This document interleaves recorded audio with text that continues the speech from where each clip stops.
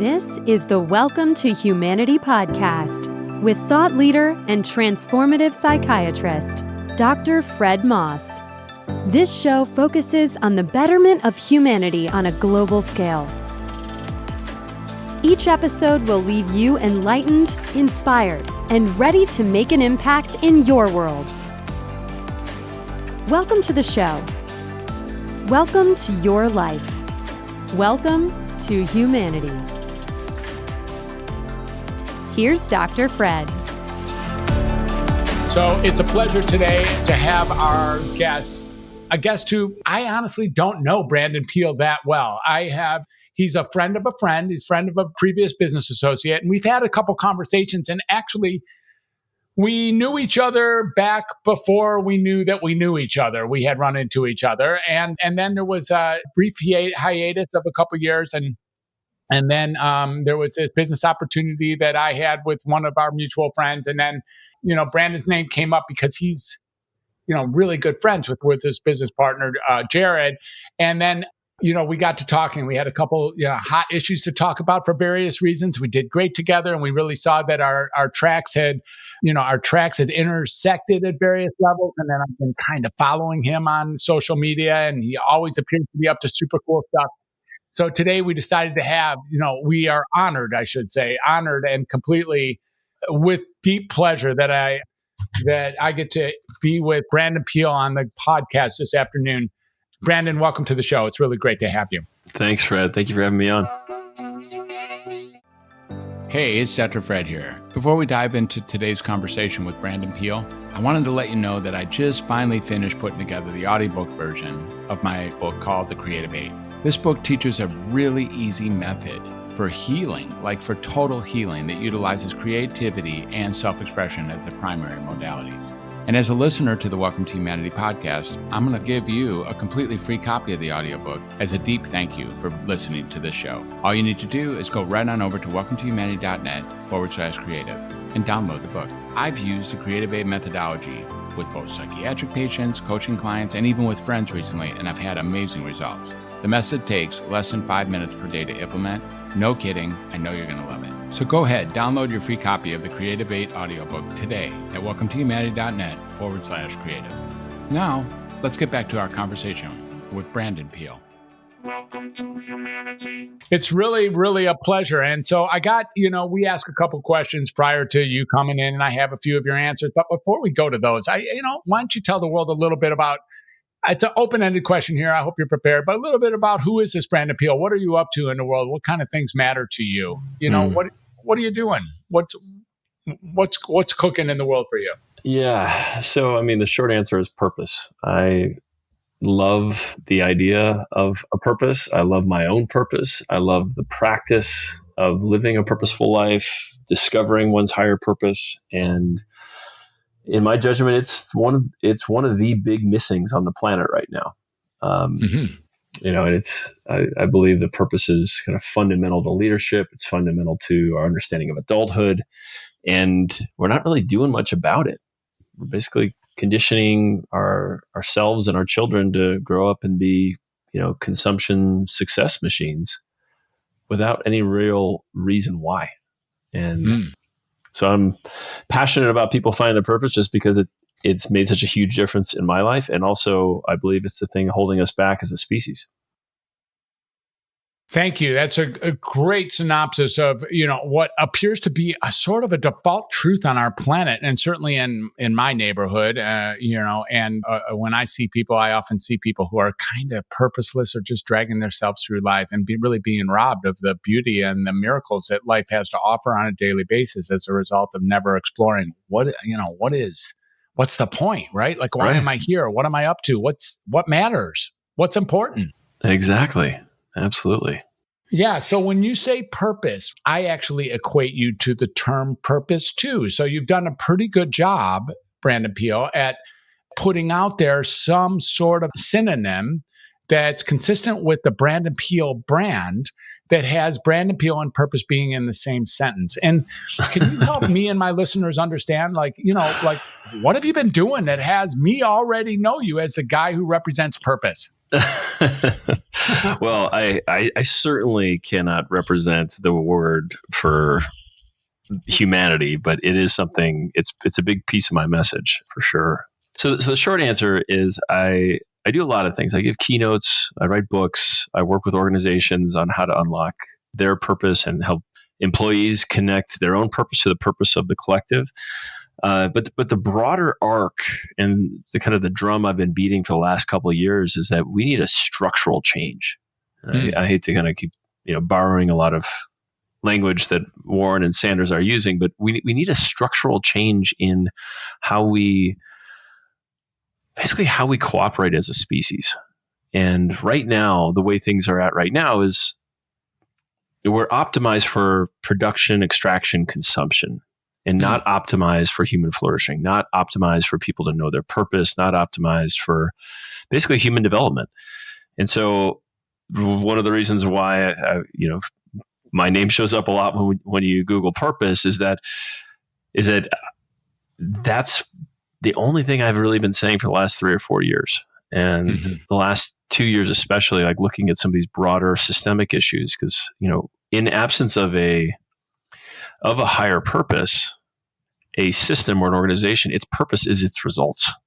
And if we look at the results of our broader political economy, we have, I think it's $85 trillion global GDP, but the total cost to produce that 85 trillion is almost double that.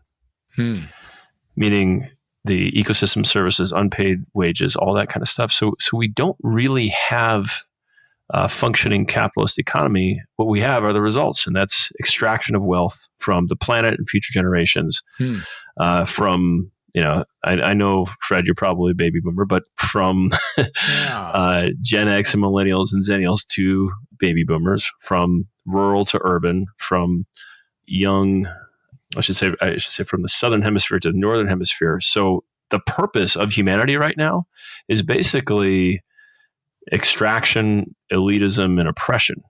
And we need to be creating a new story, like Charles Eisenstein talks about. Like, what would a new story that would have our political economy, that would have our organizations, have our leaders show up in a way that's life-giving? I mean, we're at this really beautiful time right now. And, although I am a trained purpose guide and do lead purpose work, I feel like a big part of my purpose is to basically be the cheerleader, like the carnival barker of purpose, like to get people in the conversation. Because what we're seeing right now is that there's an overwhelming amount of research. So my colleagues and I have been aggregating it at scienceofpurpose.org that just suggests that purpose is a best practice for life. Up there with 8 hours of sleep, yoga, meditation, eating healthy, all that. It makes you healthier, wealthier, wiser, happier, everything that everybody wants. And what I've been doing is telling the story, like helping folks in kind of a mainstream context who maybe aren't doing a bunch of personal spiritual development, get acquainted with what the word actually means. It's not just a goal. It's something you devote your life to. It's something that is as central to your identity as your values, as your love for the people in your life. And that once it comes online, life starts to work a lot differently. Brandon, you've spent some good deal of time researching about the present status of purpose in our world. That's actually a great point. Is that the status is really, we're at this kind of unique turning point where the science is out there. It's validating it. People across numerous institutions, economic, political, nonprofit, are like, oh, purpose is a good idea. We should start doing something about this. And then the consumer marketplace is saying the same thing. Like, we want brands that have a purpose and that live in integrity with that purpose. And we only want to work for and invest in companies who do the same. You've probably seen the BlackRock letters, the U.S. Business Roundtable proclamation last year, the Financial Times. Everybody is saying the economy now has to work for humanity and not for basically shareholders alone. So there's like a broader gestalt The people are coming alive, saying like work has to mean something. What I buy has to mean something. How I invest has to mean something. And it's calling us all back into the question of who are we individually? What is our purpose? And that's the work that I help enable with my courses and my colleagues' work as well. That's beautiful. So I'm wondering if you can, thank you for sharing that with us. I'm wondering whether you can, shine a light on any kind of trends or any kind of directions or any kind of boosts that you give to people, like, ideas like, say someone shows up like, dude, I haven't been thinking about a purpose. I just been, eating pizza and getting high. And as far as I'm concerned, this purpose thing is for the guy next door. It's not for me, but I'd be kind of curious, like, what would you do with a guy who doesn't even know that he doesn't have a purpose? I guess that's kind of what I'm saying. Yeah, I'd say I was the exact same way. I mean, the first quarter century of my life was essentially getting high and pleasure. Eating pizza. Yeah. I mean, my vices were a little bit more extreme. I've been arrested in 6 states by the time I was 26. But it's the same prevailing ethos. Like, life doesn't mean anything. Might as well have a little bit of fun, a little bit of pleasure, and just keep going until it's over. And for some people, that's enough. I haven't met one who is for where that attitude, that philosophy is really working that well, right, over the long run. You can do it for a period of time, right? But what I would say to that person is like, listen, I was in the same spot until I decided that life was pretty magical, and I wanted to figure out, what's my spell to cast here. Mm-hmm. And once that question took hold of me, I pursued it like a dog with a bone. Mm-hmm. And I keep pursuing it. I mean, it keeps moving and evolving and getting deeper and all that. And the reason for that is not just because I have this crazy itch to live my purpose, but there's also all the things that we're conditioned to want: health, happiness, vitality, better sex, better relationships, all those things that comprise the good life. Purpose is positively correlated with it. So if you want those things, you want more money, more sex, you want to be more attractive, you want to have better relationships, this would be a good thing to pursue.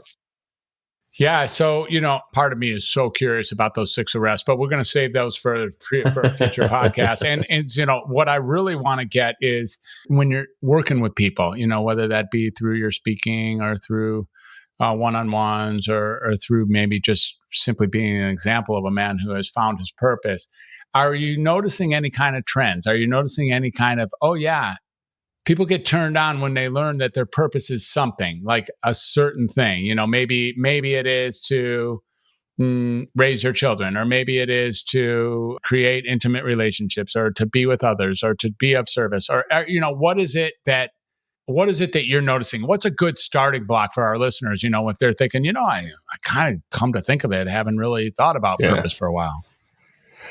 Yeah. And I think it actually depends on generation, because, right now we have 3 generations coming into the question from different perspectives. The boomers are coming into it from a place of legacy. Like, oh my God, writing's on the wall. My generation's leadership did not do a good job taking care of the place. What is mine to do? What's the age limit of these boomers you're talking about? Approximately. I think it's 46 to 64 in terms of when they were born. So that would be anywhere from, golly, what does that mean? I can't do the math right now. All right. Yeah. So from 1946 to 1964 is what you're saying. Yes. Yeah. Okay, good. Yeah. So I think it's like basically north of 70 or something like that. And so they're coming from a place of legacy. They know they have extraordinary wealth, knowledge, relationships, and the whole kind of retire, drink margaritas, and play golf doesn't appeal to them anymore. Mm-hmm. Like, that kind of seems pretty unimaginative. So they're asking themselves, like, what is theirs to do? So there's this kind of legacy. Like, how can I give back? How can I, use the time I have to do something that's in concert with my values? Now, Gen X, my generation, are basically starting to get to a place of comfort and stasis and power. And they're saying, okay, I worked my ass off for the last, 15, 20 years. And like, I kind of have everything. I got the American dream. I have the partner, the house, the kids. Is this all there is? Mm-hmm. So it's the midlife crisis, basically, what we used to call that anyways. And so they're looking like, okay, if I'm going to keep working my ass off, it better, because I know I have to do it for at least another 10, 20 years. It better be for something that matters. Right. Mm-hmm. You know, because most Gen X are also digital natives, and they're aware that we've got a massive climate emergency. They're aware that democratic institutions are crumbling on the daily. They're aware of economic inequality, and odds are what they're doing is worsening all those things. You're right. So they're thinking about like, okay, who am I in the face of this? Do I want to show my kids that this is what a man or a woman looks like who just kind of went back to bed as the world was burning, as their world was burning? Mm-hmm. So, and then you have the folks who are just kind of coming out of high school and are like, oh my God.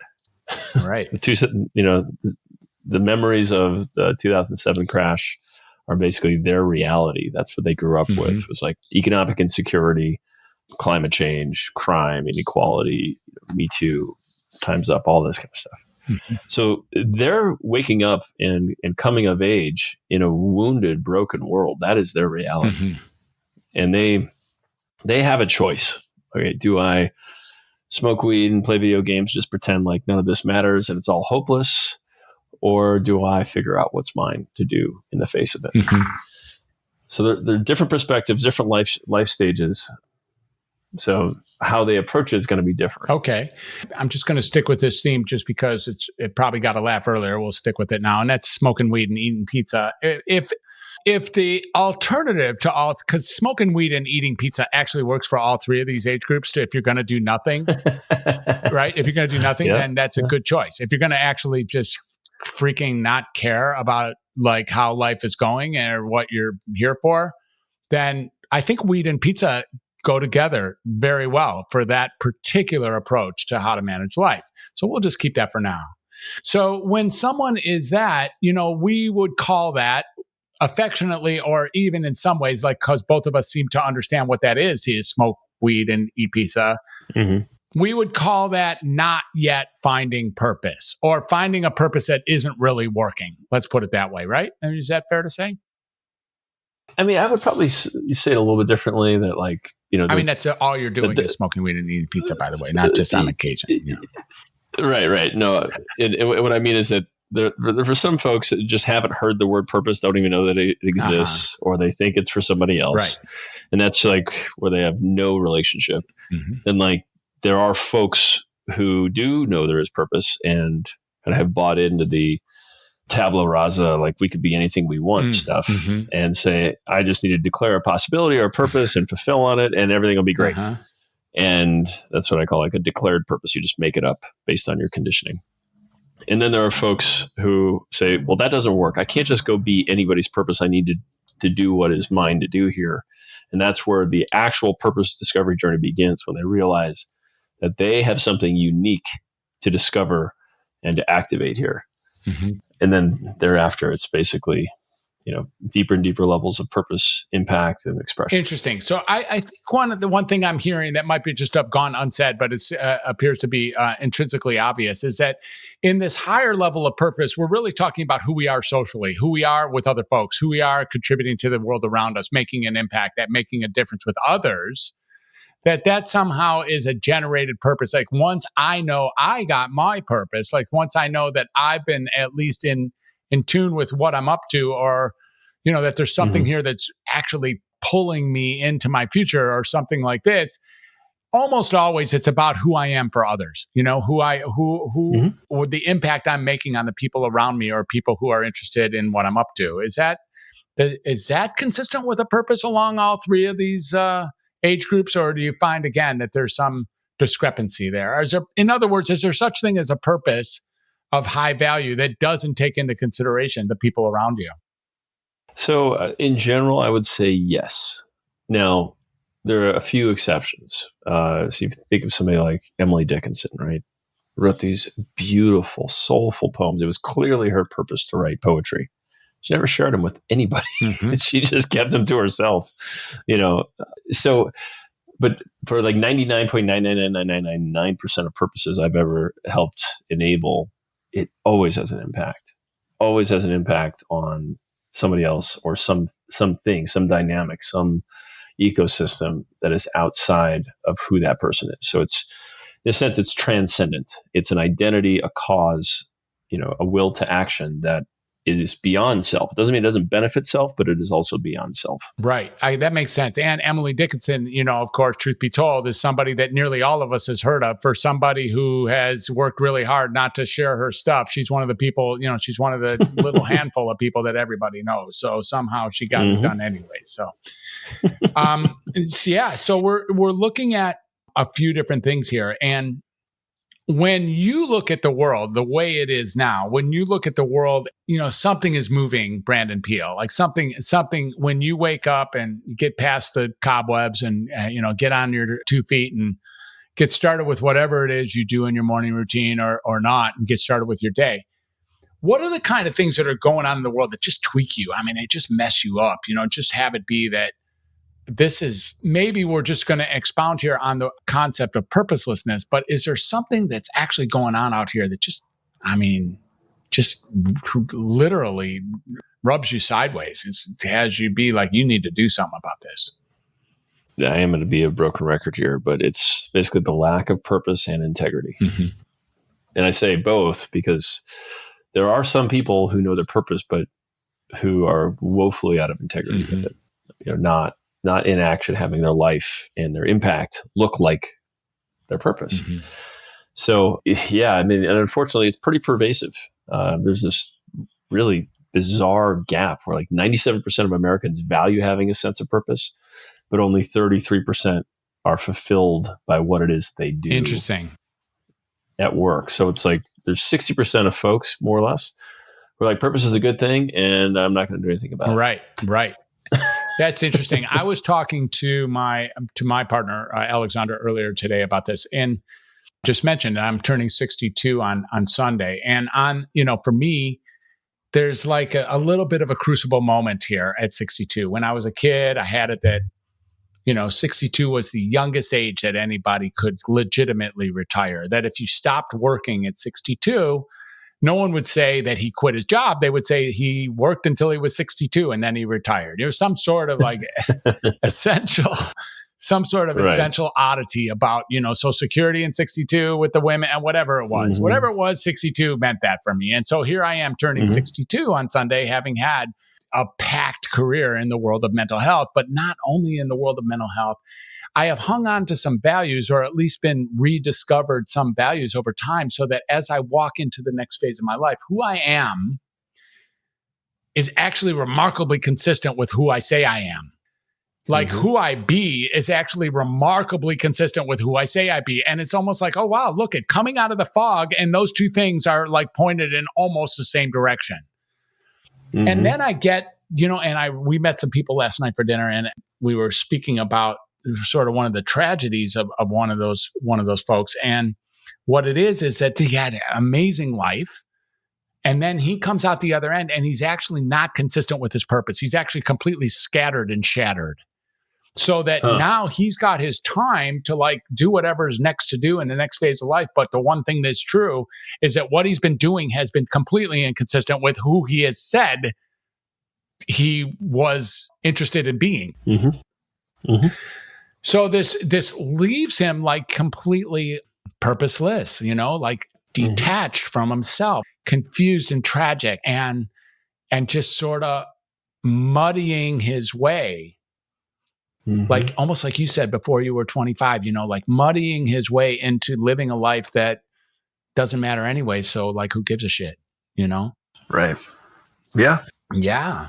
Is there repair for something like that? I mean, what do you do besides give, motivational talks or patting people on the back or pointing to excellent examples of people who kept their shit together? I mean, what's there for those folks who are like, wow, my life isn't working and I could really use a purpose? What kind of work do you do with them?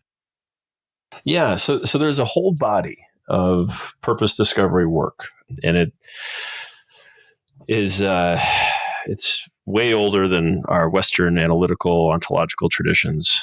It kind of descends out of shamanism, but it's basically facilitated experience, combination of guided visualization, reflection, journaling, contemplation, feedback from others that reveals really who somebody is.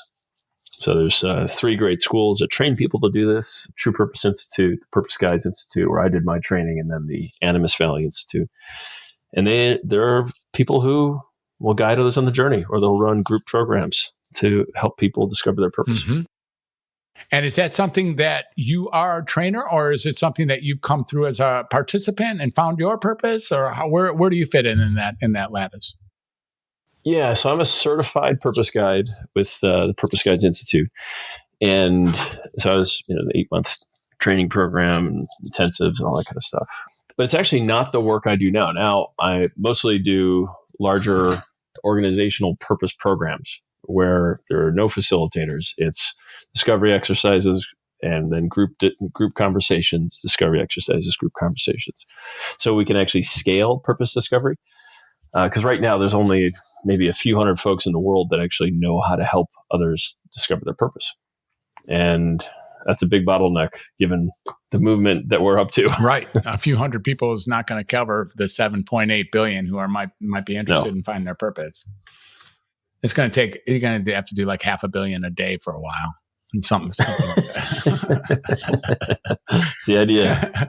So I show up at your doorstep. I'm like, Brandon, I was bullshitting you earlier. I don't know my purpose. I really don't. I don't have it. I don't know. I've been looking, and I think I'm ready to learn or to experience or be facilitated or guided through finding my purpose.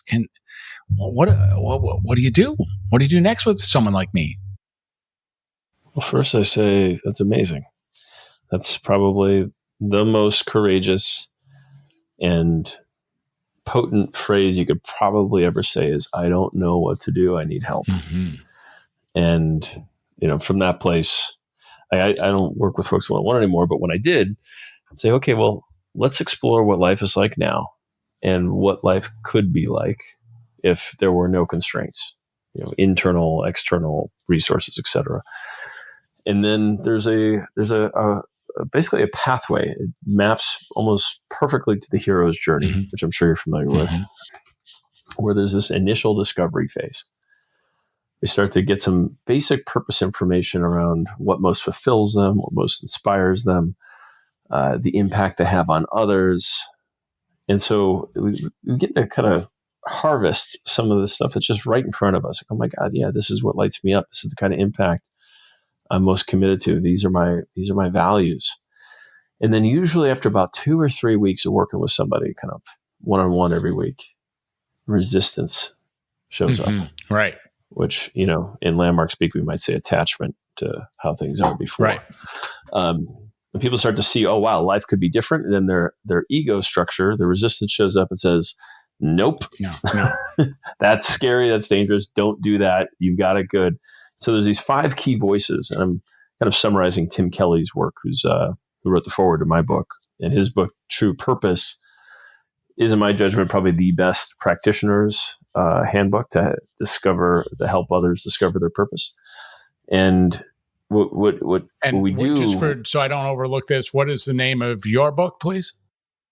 Planet on Purpose, like planet Earth on purpose. Planet on Purpose. So PLANET on purpose. And this man that you're about to tell us about, he wrote the foreword for that book. Mm-hmm. Yeah, his name is Tim Kelly, and his book, True Purpose, basically takes a transformative modality that has been developed since young, but it's basically looking at the sub-personalities and inviting them into conversation such that they each give permission for the participant to receive and activate their purpose. So the 5 key voices are the critic, the one that tells you you're not good enough, or you can't do it, you'll screw it up like you screwed up everything else. Skeptic, the one that doubts that the world is hospitable to somebody living their purpose or that purpose even exists. The risk manager says, look, pal, you have got a lot to lose here. You've got a mortgage, you got a wife, you got kids, you got a profession you've devoted the last 15, 20 years to. Don't. Right. Stay the course. Right. Stay the course. Button it up. Mm-hmm. And then there's the risk or the image consultant that just wants to look cool, that doesn't want to ruffle any feathers and kind of likes his or her external presentation and is afraid that people, once they find out who that person really is, what their purpose is, they'll leave them, including their spouse and loved ones. And the last is the wounded child. And that's the part of you that knows and is still present to the deepest pain you've ever felt. And those 5 voices each have their own strategies for saying, stop doing this purpose nonsense. Like, everything can fall apart. Just keep doing what you're doing and pray that maybe it's a little bit nicer after you retire. And so in this second phase of the purpose journey, we have to get in conversation with each of those parts and get permission from them, find out what they need in order to say, yes, go forth and take your purpose journey or to continue.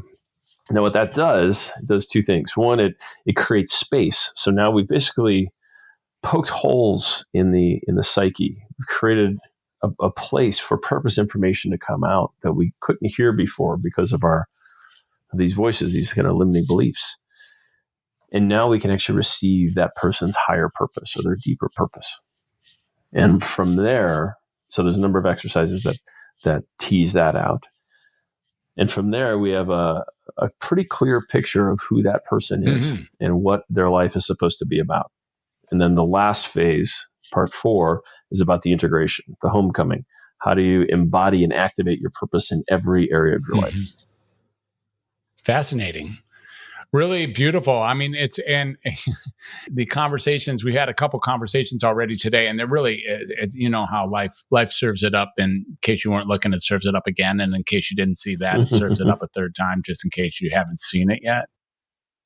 My honorable guest today is Brandon Peele. And Brandon's, he's a purpose master, if I will. And he's got a book called Planet on Purpose, and he's hangs out inside of this conversation of what would it really be like for the world to be on purpose. And we've been having this really amazing discussion about what purpose is and what's missing in our present humanity, what's missing in the way many of us are going through the world. And so I'm guessing, Brandon, that my listeners are really getting a lot of our conversation.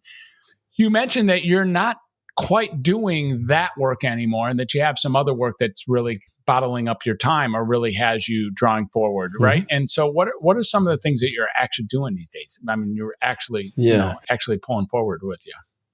Yeah. So what I'm not doing anymore is working with folks one-on-one. I spend most of my time scaling the movement. So creating the optimal conditions for purpose awakening and activation. And that looks like a few different things. One, I have a full-time job with a social learning platform called Ion Learning. And what we do is we roll out enterprise-wide culture transformation work that follows the format of transformative content, so exercises, and then a small, diverse group of 3 to 4 people who discuss and explore what they got out of the exercise. And so I work for them developing their purpose course, leading their enterprise purpose business.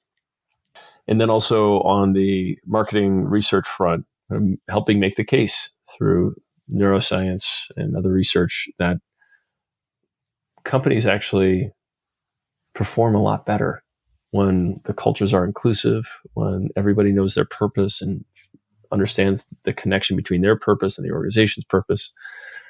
And so it's a bit of marketing, a bit of course creation, a little bit of business development here and there. So that's my day job. And then I also sit on the Council of the Global Purpose Leaders, which is an organization of other practitioners like myself who either work with folks one-on-one or bring this work into schools and churches and hospitals and whatnot.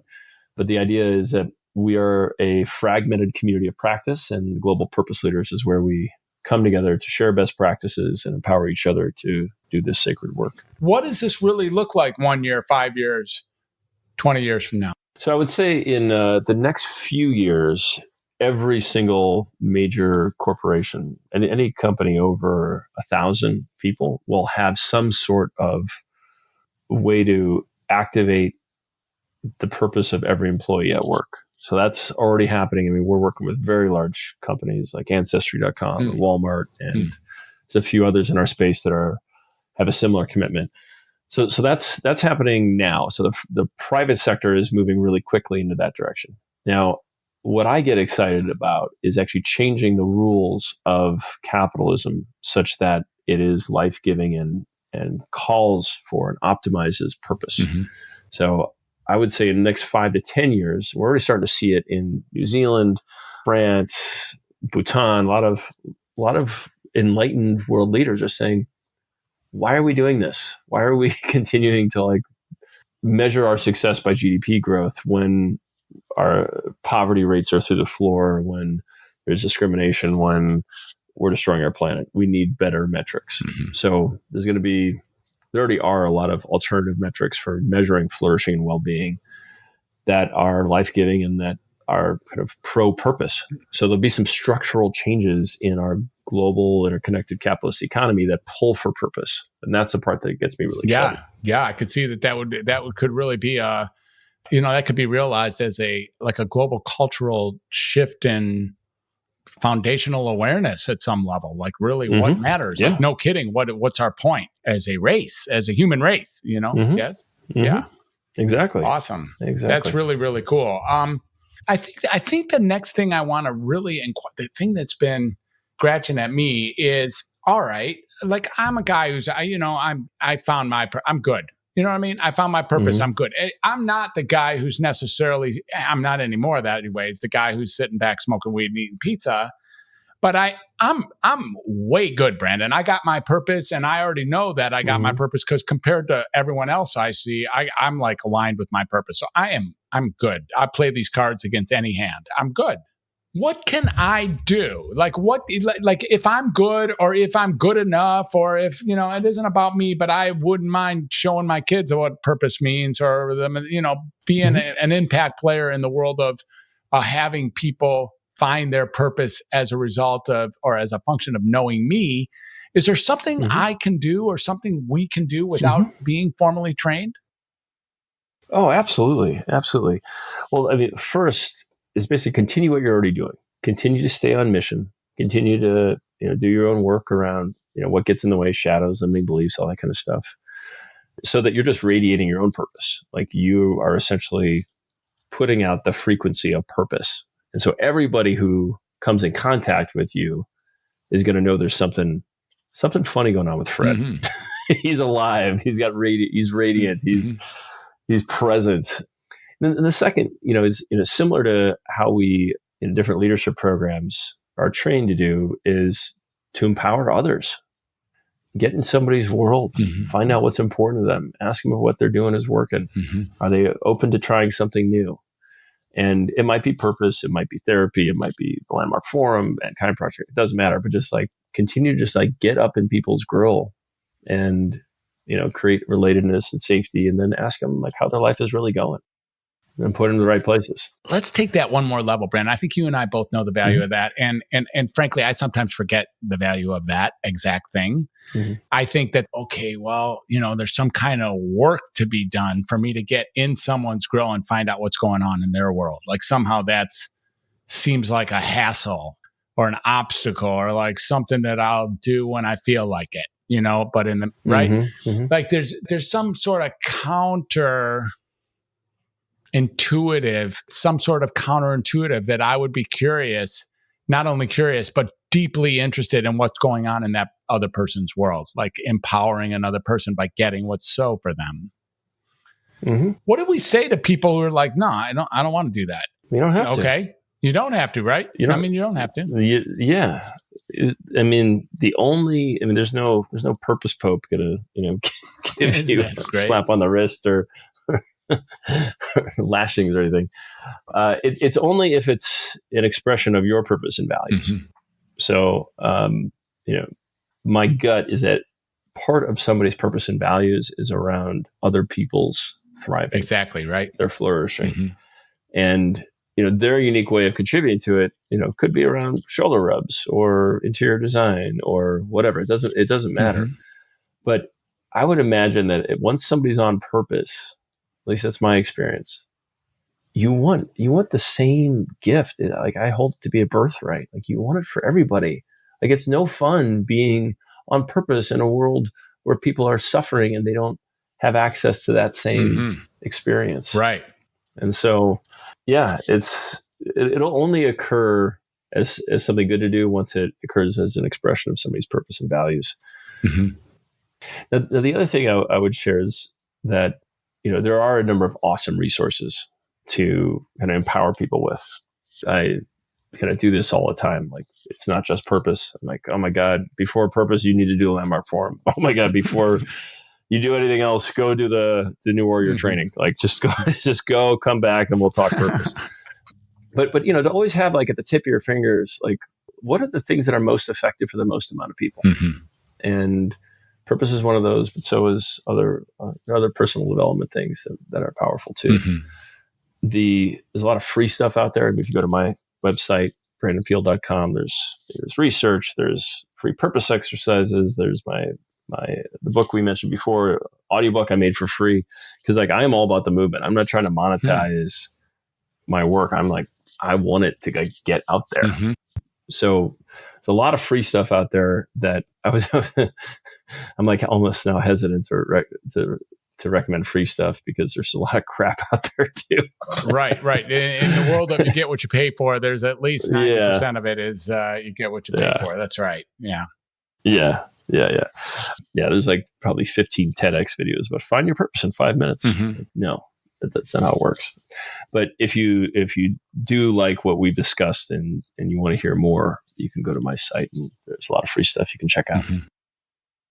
We've been having a discussion about really something lacking in our culture, or at least seemingly lacking profoundly in our culture, and that is so many people walking around the planet without a purpose, and how easy it is, or at least how available it is to find one's purpose. And Brandon he's a stand for people finding their purpose. He's a soldier in the world of really having people get a purpose and the values, the undeniable value that happens when a person or a corporation or a community finds its purpose and is able to not only articulate it, but live into it. Is that accurate, Brandon?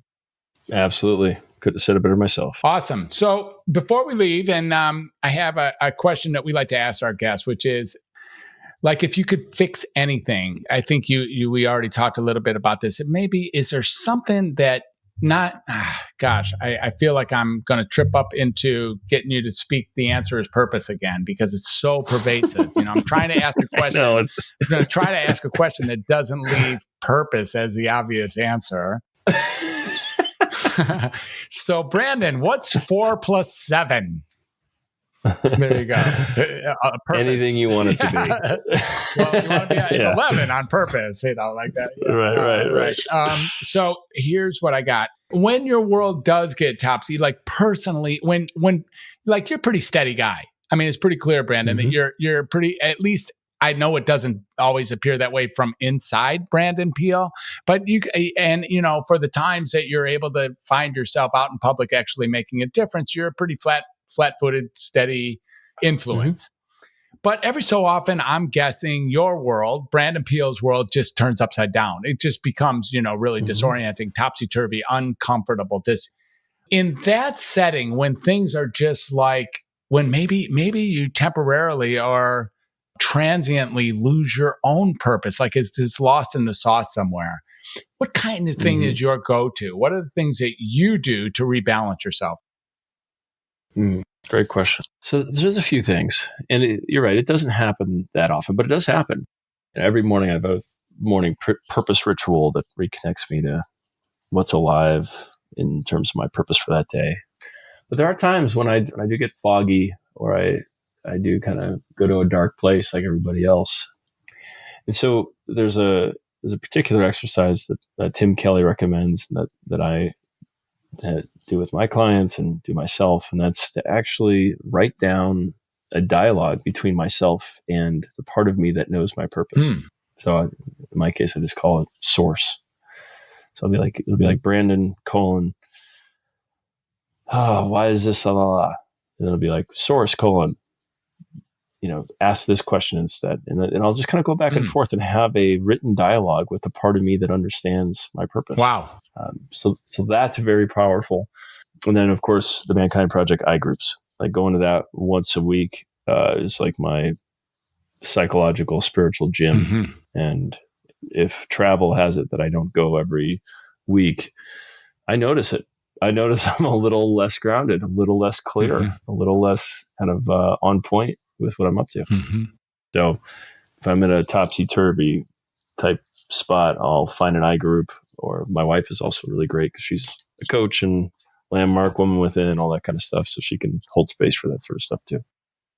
Fabulous. So at this point, we'd be remiss, especially for the people who have no idea what either of these organizations are, not to pay at least a little bit of a light bulb onto both Landmark Education and the Mankind Project New Warrior Training Adventure, both of which Brandon and I have done, and in both cases have actually crossed paths serendipitously while we were doing so.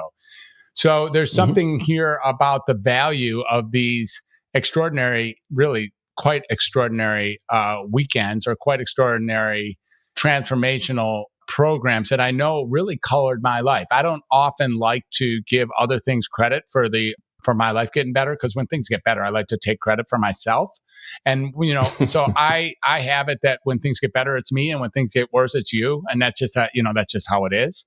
And so, but in this case, it's pretty undeniable that there's at least a correlation between the power of Landmark Forum and the Landmark Education and the power of Mankind Project and the New Warrior Training Adventure in leading one towards really having a new level of access towards one's purpose. Would you like to speak at least just a moment to that? So the Mankind Project gives men a number of powerful tools. One, access to their emotions, access to the power of their word around accountability, and then a sense of mission. So it's kind of the purpose 101, the basic level of purpose. MKP makes that available in that first weekend, and that's a powerful thing for a lot of men. And then it was for me. Thereafter, they then sit in a men's circle where they continue to do this work. So once a week, you meet with other men and you talk about where you're out of alignment with mission and what's behind it. So the shadows that are behind that, and you heal and transform those shadows. That, of course, is the I groups that you were just talking about, correct? The I groups, the men's circles, I groups. And then Landmark, obviously, Fred, I share the same sentiments. There's one program in particular, though, that I think is critical. So let's say you go through some kind of purpose experience, work with a guide, take a program, vision quest, medicine ceremony, you get what your life is about. The Landmark Introduction Leaders Program will absolutely burn away everything in you that is not a leader. In the world of serendipity, tonight in Los Angeles at the Culver City Center, I start the Introduction Leaders Program again tonight. Nice. Amazing. I know, right? Just thought I'd have to throw that one in because it's such a great program. I'm really excited. It's a new rollout. It's an entirely new course this time around. So but go ahead and talk to me about that ILP because, dude, I don't know what the hell am I doing that one again? And I totally get what I'm doing that one again. Do you get it? Like, right? Yeah. Like, like it's to move from 99.5 to world class. It's what I'm doing now. And so, yeah, exactly. Talk to us a little bit about what the ILP meant to you. Yeah. Or what it means to you maybe today even. I'll put it this way. I've had several big breakthroughs in there. One was cleaning up integrity to such a high level, a level I didn't even know that was possible. I remember as soon as I signed up for it, I looked everywhere in my life for where I was out. So I'm like, I know this is going to be a tough one. And so I want to get ahead of the game. So I'm going in strong and thought I was like, okay, I'm going to coast through this. I've done all this MKP work, other leadership work. I'll be fine. Wrong. I was not fine. So basically in the Introduction Leaders Program, it's 4 weekends. And then you also get a coach that just rides your ass every single week to make sure that the actions you are taking are consistent with who you say you are. Right. And you end up having to look at all of the ways that you're out of integrity, that you're not an introduction leader, that you're not unstoppable, that you're not, you've got an incredible relationship to your word, all these things. So I think it's an amazing thing. It's a rite of passage I want every human being to go through. But I would prefer that they find their purpose first, so that the game that they're playing in the ILP is a game for humanity, Right. and not just for their own personal growth and edification. Right. Beautiful. Yeah, well said. And, I'm so excited to start tonight and terrified properly, given your introduction. And because I am a man of integrity, I really did do all the work, Brandon. I'm good. I'm pretty sure that I'm like in integrity everywhere in my life, except for those areas where I'm not. Right. That's it. I'm good with that. I'm steady. I know how to restore integrity. I know what integrity means. I can definitely define it out loud. I can definitely work on your integrity with you. No problem. If you got something that's out of integrity, you want to bring it to me. I've got all sorts of opinions about that. And my level of integrity as I go into this course is that I'm ready to chill. I'm ready to go. I'll be good for other people because there is really a part of me that is living in that illusion. And it's like, I'm about to have that shit just completely torn to shreds. And there's something about that that's like, a little daunting, like, because I thought this was working pretty good here. And, and so that's what's here. It's like entering a, high powered human washing machine, Yeah, exactly. Exactly. I'm excited for you, Fred. You're gonna do great. It's gonna be terrible. And exactly. Said exactly like a man who has graduated the Introduction to Leaders program. That's exactly right. You're gonna do great. It'll be terrible. That is so awesome. I love it. All right. So we're coming close to gliding to the end of our conversation, Brandon. It's really, really been wonderful.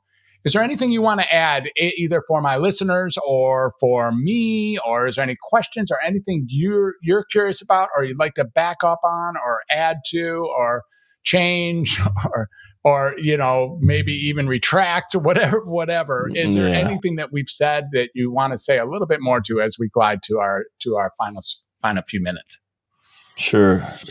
So it would be to take one new action based on what you heard today. Now, if you're skeptical, I would say that action should be go to scienceofpurpose.org and just look at what Harvard and Stanford and Yale and everybody is saying about purpose and how it will change your life. If you're ready to take a new action, you can go to my site. You can get my audiobook for free, new purpose discovery exercises, etc. And if you're ready to begin the journey like yesterday, go to globalpurposeleaders.org. That's where this worldwide body of practice exists, and you could find a guide or program there that can help you on your journey. Okay, so that's globalpurposeleaders.org. Okay, so that's for somebody who's like on the launch, like ready to go, like lit. Yeah. Okay. Who wants to find somebody and begin the journey like now. And then in the meantime, they can play around or discover a lot of different things on your website, which again is Brandon, Brandon. Peele, Peele. Okay, and that's .com, right? .com. Okay, yes. Cool. Wow, that's really great advice. And then, is there anything else? Anything else that we either have touched on? Thank you for that, by the way. That's fabulous. I think it's been a wonderful conversation. I feel inspired to move just by being in the same world as you. I do feel like we've had cross paths many times, and it's just fun. We have a fun relationship that's kind of more distant than I would have expected it to be. And at the same time, I feel like, brothers forever. So I really appreciate that. That's right, Fred.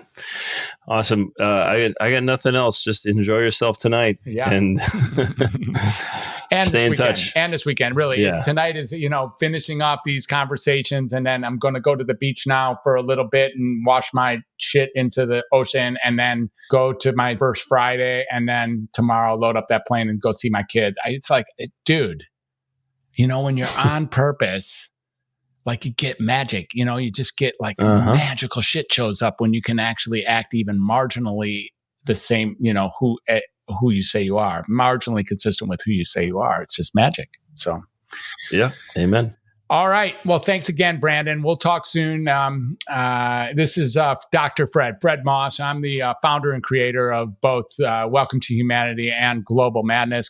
We had Brandon Peele. Gosh, the whole conversation is just extraordinary as we spoke to the value of purpose, what's missing in our present world with regard to purpose, and ways one can access their own purpose and the purpose of their community. And just been an amazing conversation with an amazing man, really up to making a big difference in the world. Thanks for being here, Brandon Peele. It's really been lovely, and we'll talk soon. Appreciate it. Likewise, Fred. Thank you. thank you so much for tuning in today. I really love talking to Brandon today. He's just amazing. I mean, the man is so intelligent and he's so out on the edge. He's so frontier and he's so sweet and easy to listen to.